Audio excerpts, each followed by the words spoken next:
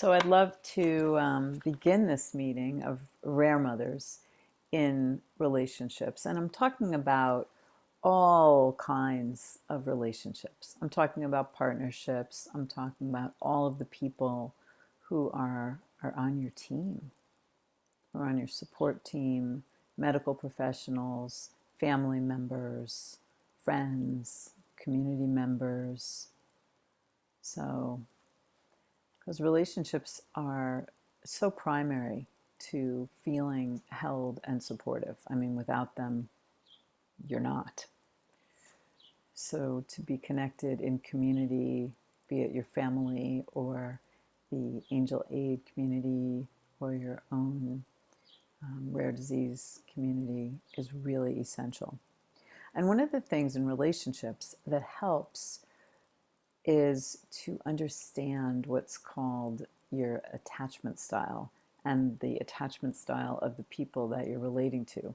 It's a term in psychology that really refers to your emotional relating style that gets formed very early on in life, within the first few years of your life.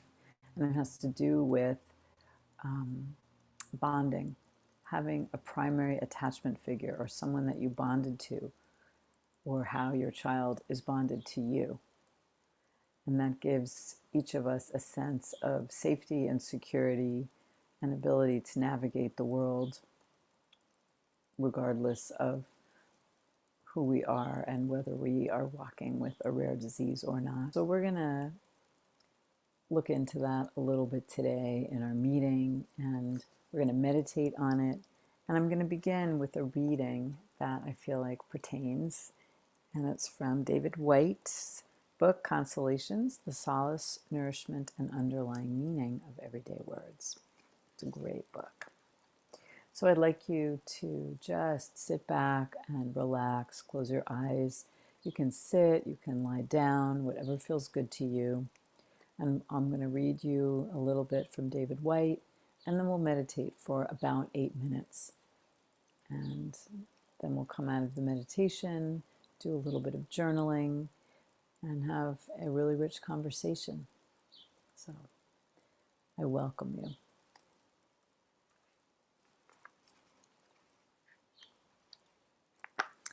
Self-knowledge.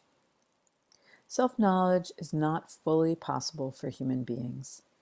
We do not reside in a body, a mind, or a world where it's achievable, or from the point of being interesting, even desirable.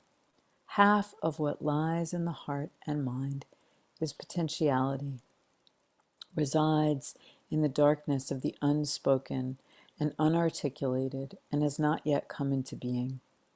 This hidden, unspoken half of a person will supplant and subvert any present understandings we have about ourselves.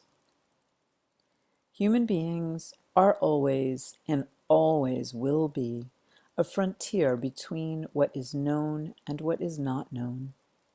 The act of turning any part of the unknown into the known is simply an invitation for an equal measure of the unknown to flow in and reestablish that frontier, to reassert the far horizon of an individual life, to make us what we are, that is, a moving edge between what we know about ourselves and what we are about to become.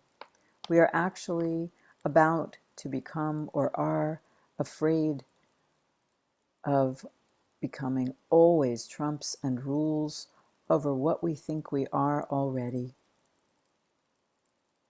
So I'm going to pause here, and we can do a little meditation on who we are and who we think we are versus who we actually are. And this applies in relationships, all kinds of relationships. We come to the table and we're making assumptions, we're projecting, we're thinking we know.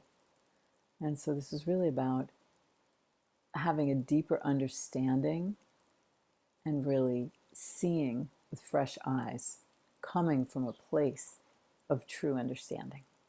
So let's meditate on that.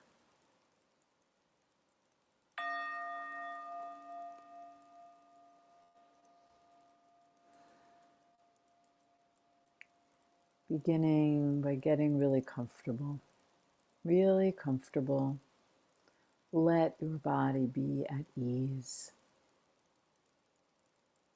Let your body find ease. You might want to straighten your spine or adjust your body so that you can be really comfortable.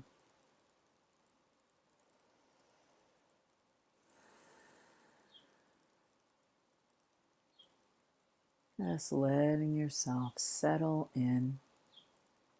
You have taken this time. This is precious time from your overflowingly full life. And you're taking this time as a rare mother to get to know yourself,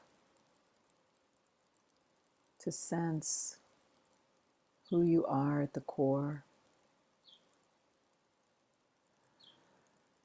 So let's just really breathe.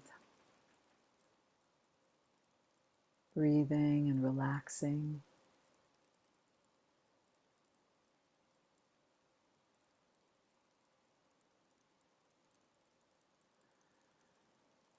Letting yourself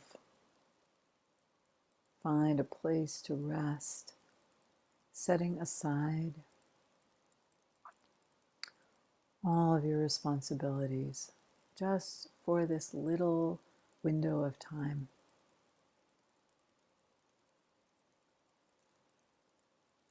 Setting aside your worries and welcoming yourself.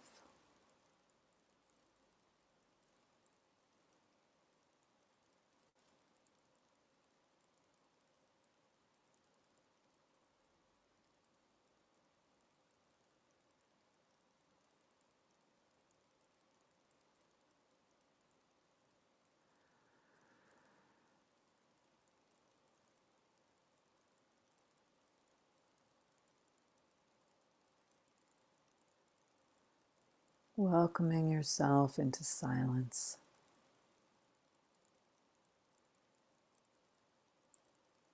Turning toward your heart and seeing if you can find a safe space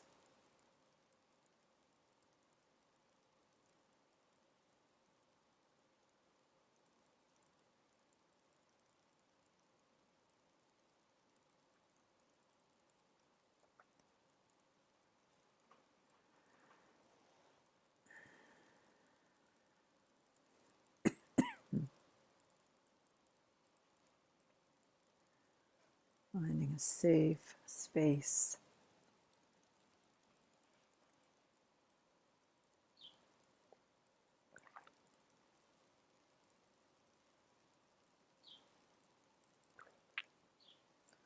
Space to rest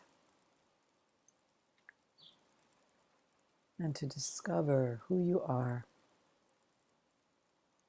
to uncover layer by layer.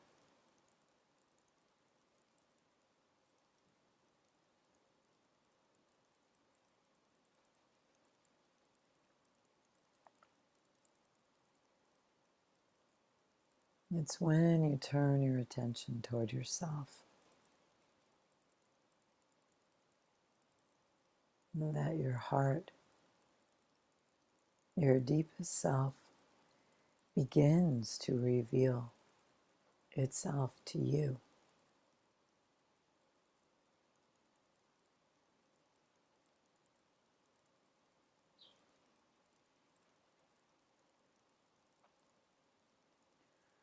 Maybe even inviting a younger part of you, going back in time and noticing whether you got as much holding as you needed.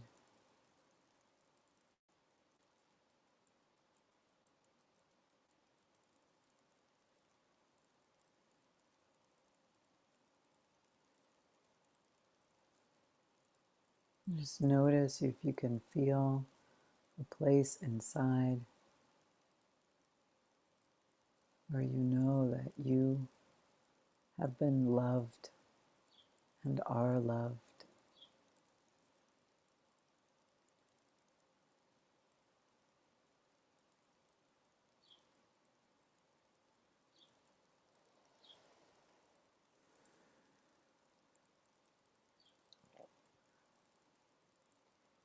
In our relationship to ourselves, we learn to love and accept all parts of ourselves.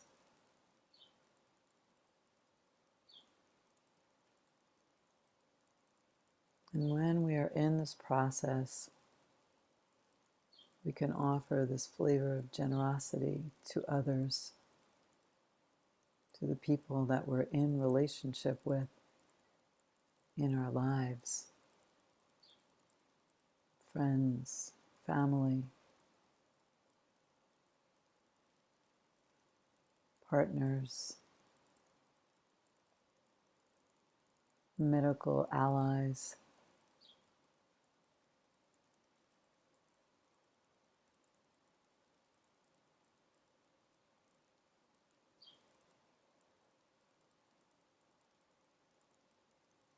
And this generosity is including a flavor of acceptance, a recognition that we are all different. We have different styles, different needs.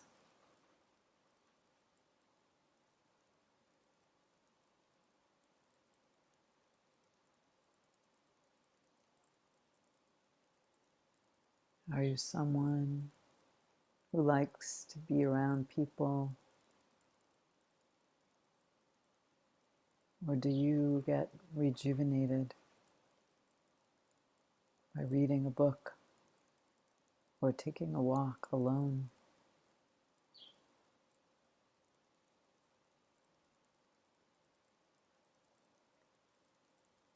How we came to be who we are has everything to do with the flavor of care and love that we received at the very beginning.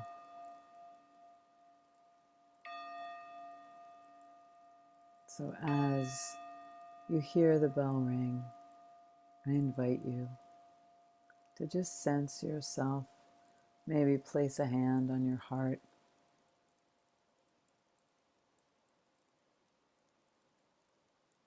and let all of these parts of you, these younger parts, tender parts, let them know that you are here now and that they are loved, loved and accepted.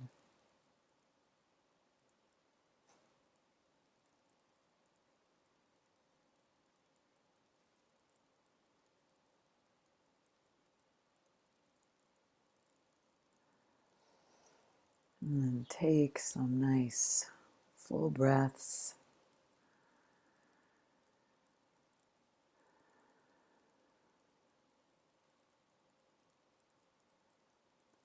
As you're ready, let your eyes open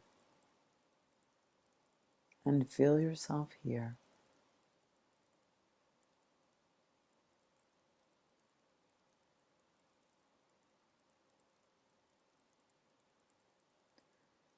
And if you want to take a few minutes to journal, you can reflect on the question, how do I refuel? What do I need? How do I fill my cup? Just as an exploration to get to know yourself a bit better. Because the more you know yourself, the more you can sense others and offer this generosity, curiosity that you're already offering to yourself, you can offer to the people in your world. So I thank you for being here, and I look forward to seeing you in our next Rare Mothers in Relationships workshop. Thank you.